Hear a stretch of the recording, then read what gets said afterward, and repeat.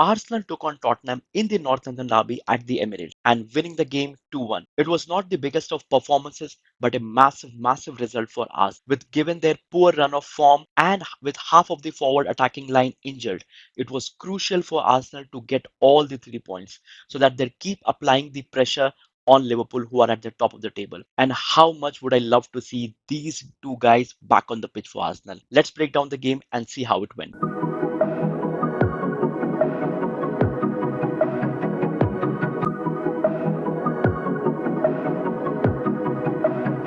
Now, before we start the video, I will request you to show some love for your brother. Your brother is on the road for 100 subscribers. Don't forget to like, share, and subscribe and help me reach that milestone. It was good to see Bukayo Saka and Anvedi back on the pitch to support the Arsenal team at the Emirates, where how much would I give in to have these guys back in the squad? We really miss Bukayo Saka. And I think now it has exposed Arsenal a lot when he is injured now because he has been playing every game 90 minutes without any break. And due to that, maybe he suffered from that injury. But he has been carrying Arsenal the whole season. And right now, when he's not there, we understand that how much of an importance he has on the team when it comes to attacking threat, when it comes to creating chances, and when it comes to executing chances. So I think Anveri should be back in mid-Feb. But Saka, for me, I think he would be back by the end of March or maybe mid-March. But let's keep my fingers crossed that he comes in early. Arsenal started the game strongly, and for the first 20 minutes, it was all Arsenal who was applying the pressure and trying to get their opener. Where Arsenal had 29 touches in the final third to their 2 and 14 touches in the opposition box to their 0. Tottenham were camped in their own 18-yard box, with Arsenal creating two good chances, one from a ball which came out to Sterling. He was able to react to it but could not take advantage where the keeper took control of the ball. The second one was when the Tottenham keeper was trying to play the ball and Kai Havertz was trying to disrupt it. He was able to nick the ball away, but somehow he could not convert those chances. But it was Arsenal dominating the first 20 minutes, and it was looking like Arsenal will get their goal soon. But that was not the case, and it is Tottenham who take the lead in the 25th minute of the game against the run of play. And this comes from a beautiful shot from Son, who drills the shot and drives it towards the far post, where it takes a slight deflection from Thomas Partey to maybe change a bit of orientation for the ball. But I think nothing to take away from the shot. It was a perfectly timed shot and properly executed. And this gives Tottenham the lead in the 25th minute. Even though Arsenal went 1-0 down, they kept asking questions and kept applying pressure on Tottenham so that they don't lose the momentum. And then this moment comes where Leandro Trossard does Pedro Porro dirty, one of the most delighted scenes that I saw yesterday. It was good to see a player finally using some skill move in Arsenal because I think with the whole system of Arteta, the skills have gone. None of the player use any skills, any movement of those sort. And it was good to see at least Leandro Trossard give us something where we can at least go back and watch some highlights of skill moves. And then comes this immense moment where in the 40th minute of the game, Arsenal get their equalizer. Even though the goal is own goal from Solanke, but nothing to take away from Gabriel's effort where he drives through the area for the corner and puts in a header back, which then deflects off Solanke and goes inside the net. But the controversial thing here is maybe the corner should have not stood because during this challenge, if you see, it was Trossard who gets the final touch on the ball before the ball goes out.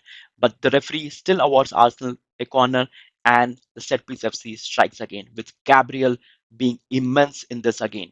You can see him while the ball is being delivered, he makes a run from the penalty area to the far post and he drives. The player is driving along with him, marking him all the way.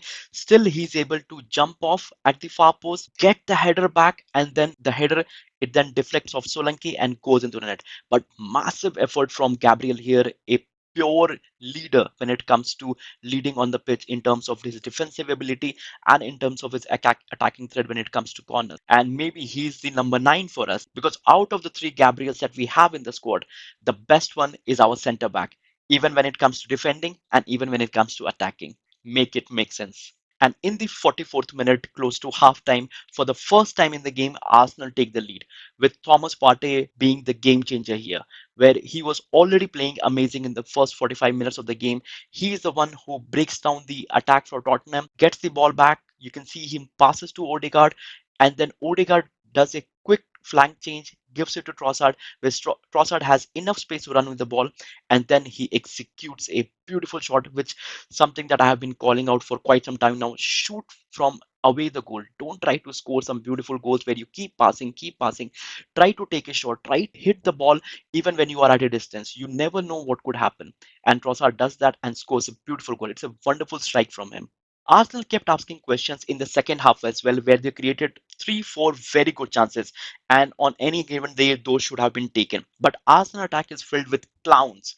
I literally mean clowns. Havertz, Sterling, Martinelli, Trossard.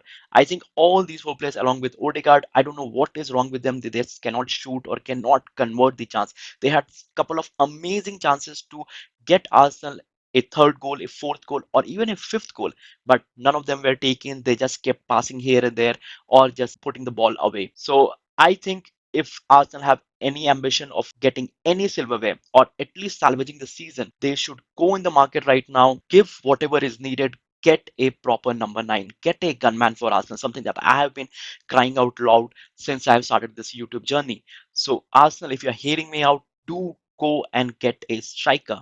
It was a massive 3 point for Arsenal, where Arsenal made sure that they are on second and keep applying the pressure on Liverpool, where Liverpool do have a game in hand, but now without the game, we are 4 points behind them. And if they win, we'll be 7 points behind them. But let's make sure that we keep putting the pressure that is required. And given the current run of games for Liverpool, they are not able to grind out results as well. So that might help us, but not till they get a striker. So again, a striker, guys, a striker. And with that, Arsenal are the only side still unbeaten at home in the Premier League this season. And like I said earlier, with all the three Gabriels that we have, Gabriel, the centre back, is the best for Arsenal. And Magalhães' performance was massive in terms of defense and in terms of attack. And maybe right now, if you see the screen, maybe we should just flip the number and give him the number 9, because he has scored now 21 goals for Arsenal in his career, and that's incredible for a centre back. And with Leandro Trossard in this game having scored, he has now 42 goals, and now he is ahead of Mikel Arteta, who had 41 goals in his career. In terms of performance, I don't know why they have given Sterling 7.1. I don't know SofaScore rating, who is the guy doing it, but he really needs to be asked some questions if he really is seeing the game before he grinds out these kind of points, because he has given him 7.1. And if you see the performance, I think it was bang average performance, nothing more than a 5. Kai Havertz, again, he was a ghost the whole game. He had a couple of decent chances where he could have scored it, taken the shot himself, but he does none of that. In terms of his help on the corners, it was not there. Trossard, I think he had an average game as well, but the goal elevates his performance and he deserves a bit of extra points there. Declan Rice, I think he was immense. Thomas Partey, I think I really loved the way he played and carried out the game. Odegaard, I think he was amazing as well. He was the one who was taking the things for Arsenal. Lewis Kelly, he is the man of the match for me, along with Gabriel Magalhães. I think he was immense, and the way he shushed the fans at the end, I think it was something amazing to see from him. Gabriel, with the goal and with the leadership that he has, I think we should give the armband to him. He looks more like a leader along with Declan Rice. William Saliba, I think nothing to take away from him. I think he had a good performance. Julian Timber, he was good as well, getting back to the pitch. Maybe his first North London derby proper. I think it was good to see him. David Raya, I think he could have done a bit better with the first goal, but again, apart from that, I didn't see him being threatened. He was able to collect the cross as well.